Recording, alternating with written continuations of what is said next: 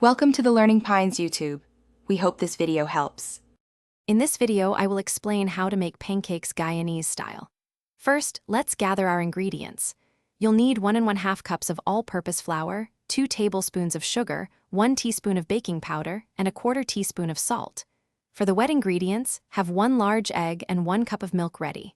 A little vanilla extract, about 1 teaspoon, adds a lovely aroma. Make sure everything is at room temperature for a smooth batter. Now let's mix our batter.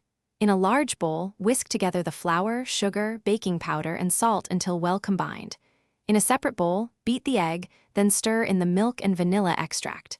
Gradually pour the wet ingredients into the dry mixture. Stir gently with a whisk or spoon until just combined. A few lumps are perfectly fine. Overmixing develops gluten, making pancakes tough. It's time to cook. Heat a lightly oiled griddle or non-stick pan over medium heat. You can test the heat by dropping a tiny bit of water. It should sizzle. Pour about 1/4 cup of batter for each pancake.